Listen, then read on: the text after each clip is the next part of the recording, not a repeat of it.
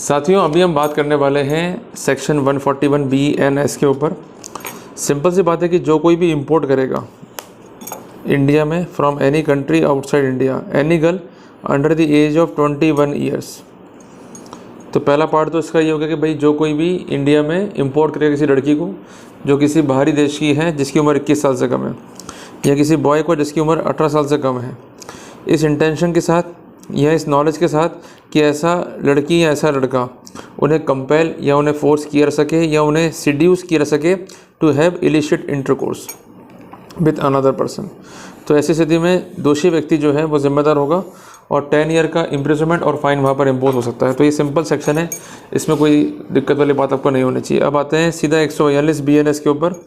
wrongfully concealing or keeping in confinement or kidnapped abducted person whoever knowingly that any person has been kidnapped or has been abducted। दो बातें हैं कि जो कोई जानता है कि कोई व्यक्ति किडनैप्ड है या abducted है या wrongfully concealed है या confined है, और ऐसी स्थिति में ऐसी किडनैपिंग को, एबडक्शन को, रॉन्गफुल कंसीलमेंट को और कन्फाइनमेंट को ऐसा व्यक्ति अप्रूव करेगा तो वो जिम्मेदार होगा और वो पनिश्ड होगा इन द सेम मैनर कि उसने उस बच्चे को जो है किडनैप किया है या एबडक्ट किया है। सिंपल सी बात है, इसमें कोई बड़ी बात नहीं है 142 BNS के अंदर कि जिसको इस बात की जानकारी कि बच्चा किडनैप्ड है या एबडक्टेड है या रॉन्गफुली कंसील्ड है या कन्फाइंड है और उसको ये प्रमोट कर रहे हैं, तो वो उसी अवस्था में जिम्मेदार होगा कि जैसे कि उसने खुद किडनैपिंग किया, एबडक्शन किया है, रॉन्गफुली कन्फाइंड किया है या रॉन्गफुली जो है कंसील किया है। और सेक्शन 143 जो है बात करता है ट्रैफिकिंग की, किसी व्यक्ति का दुर्व्यापार। Whoever for the purpose of exploitation, transport, harbor, transfer or receive a person or person by using threat or by using force or by using any form of coercion। coercion का जो word है यह पढ़ोगे section 15 Indian contract act के अंदर। Clear हो गया?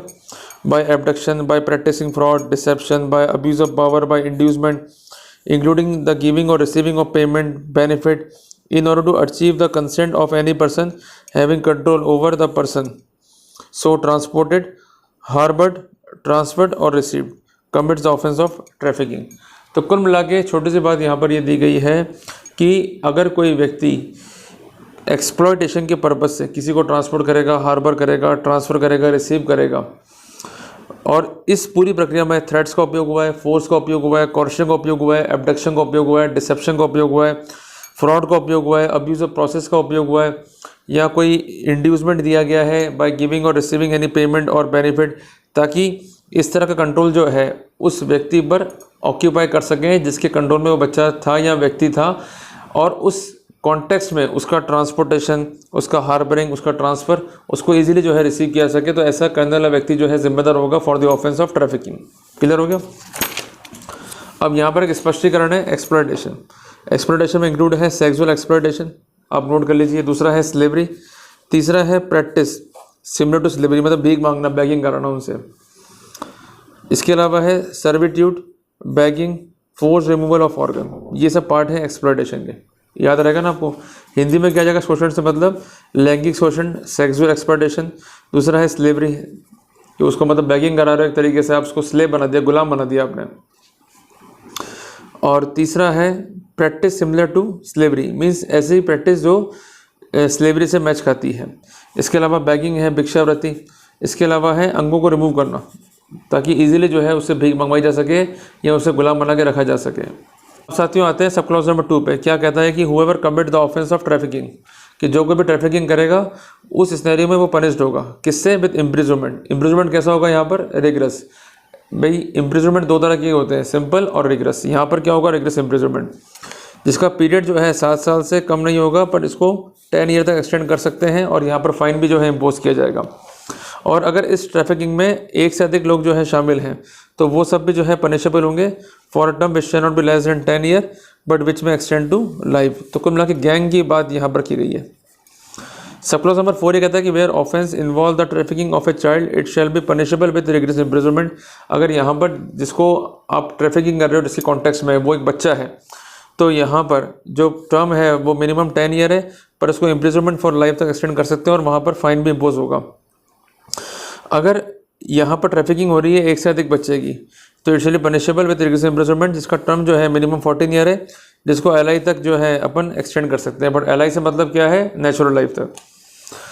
If a person is convicted for the offence of trafficking, अगर कोई व्यक्ति को जो है कन्विक्ट किया गया है बच्चे की ट्रैफिकिंग के लिए और वापस से वही अपराध जो है रिपीट करता है, तो उस सिनेरियो में यहाँ पर जो कंसर्न व्यक्ति है उसको इम्प्रिजनमेंट फॉर लाइफ दिया जाएगा। और इम्प्रिजनमेंट ऑफ लाइफ से मतलब क्या है, टिल नेचुरल लाइफ। और यहाँ पर फाइन भी जो है उसको डिपोज करना पड़ेगा। और पब्लिक सर्वेंट या पुलिस ऑफिसर भी जो है इसमें इन्वॉल्व है ट्रैफिकिंग में, तो इस सिनेरियो में जो अफसर है या जो लोक सेवक है वो भी पनिश्ड होगा विद लाइफ इम्प्रिजनमेंट। और जिसका मतलब क्या है, imprisonment for the natural life. और यहाँ पर फाइन भी जो है इम्पोज किया जाएगा। क्लियर हो गया जी आपको? तो ये मोटे मोटे यहाँ पर कॉन्टेक्स्ट है जो यहाँ दिए गए हैं। पर कुल मिला के बात समझ लेनी है आपको कि खासकर बच्चों के कॉन्टेक्स्ट में ये सेक्शन जो है बनाया गया है कि बच्चों को या तो हार्बर होते हैं बच्चे, या रिसीव होते हैं, या ट्रांसफ़र होते हैं, या ये बच्चे ट्रांसपोर्ट होते हैं by using force, threat, by using abduction, coercion, fraud, deception, abuse of process, power, inducement, by giving और रिसीविंग पेमेंट, ताकि ऐसे व्यक्ति कंसेंट जो है ऑब्टेन कर सकें जिनका इन बच्चों पर जो है लॉफुल कंट्रोल है। तो कुल मिला के आप पर्सन को चाइल्ड मांग के पढ़ो इस कॉन्टेक्स्ट में, तो आपको काफ़ी इजी रहेगा। और इसकी कैटेगरीज मैंने बताई दी आपको कि जो ऐसा अपराध करेगा उसके लिए पनिशमेंट क्या है। अगर वो ऑर्डरी केस है, मतलब जहाँ वो बच्चा नहीं है और एक पर्सन का जो है आपने ट्रैफिकिंग कर दिया, बट स्पेशल केस क्या है कि इस ऑफेंस में जो है इन्वॉल्व हैं 2 से अधिक लोग, या इस ऑफेंस में इन्वॉल्व है बच्चे का ट्रैफिकिंग, या एक से अधिक बच्चों का ट्रैफिकिंग किया जा रहा है, या बच्चों का ट्रैफिकिंग कर रहे हैं और उसमें जो व्यक्ति इन्वॉल्व है वो ऑलरेडी कन्विक्टेड है, या बच्चे का ट्रैफिकिंग के अपराध में पुलिस वाले या जो पब्लिक सर्वेंट है वो इन्वॉल्व है, तो उस कंडीशन में पनिशमेंट का जो है लेवल क्या होगा। क्लियर हो गया जी आपको? तो ये बहुत सिंपल से बातें हैं, इसको आप पढ़ लोगे तो आपको जो है क्लियर हो जाएगा एक बार में, इसमें कोई दिक्कत विशेष नहीं आएगी आपको। अब आते हैं अपन सेक्शन 144 पे कि ऐसा पर्सन जिसको ट्रैफिकिंग का जो है विक्टिम बनाया गया है उसको एक्सप्लॉइट करना, कि जो कोई भी एक्सप्लॉइट करेगा किसी बच्चे को knowingly that he has been subjected to trafficking, engage such child for sexual exploitation in any manner shall be punished with rigorous imprisonment for a term which shall not be less than 5 years but which may extend to 10 years and shall liable to fine। और जो कोई भी knowingly और उसको reason है believe करने का कि ऐसा व्यक्ति जो कि ट्रैफिकिंग का विक्टिम है उसको एंगेज करता है सेक्सुअल एक्सप्लॉइटेशन के लिए, तो यहाँ पनिशमेंट जो है 3 साल को है मिनिमम, और जिसको अपन 7 साल तक एक्सटेंड कर सकते हैं। तो सेक्शन 144 को भी बार बार मैं कह रहा हूँ आपको मैं, ये जुड़ा हुआ है बच्चे से ही। बेसिकली चीज़ें बहुत लिखी हुई कानून में, but practical use in sections को किया रहता है बच्चों के केस में।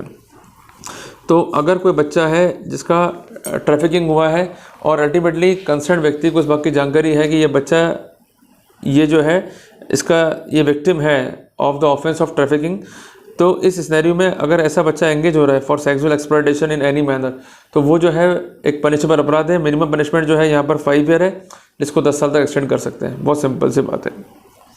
अब आते हैं अपन 145 में, habitual dealing in slaves. Slavery means दासी प्रथा या उससे जुड़े हुए शब्द, कि जो कोई भी इंपोर्ट करेगा या एक्सपोर्ट करेगा या रिमूव करेगा या बाय करेगा या सेल करेगा या डील करेगा स्लेव्स में, उसको पनिशमेंट जो है वो मिलेगा इम्प्रिजनमेंट फॉर लाइफ और with imprisonment of either description for a term not exceeding 10 year shall also liable to fine.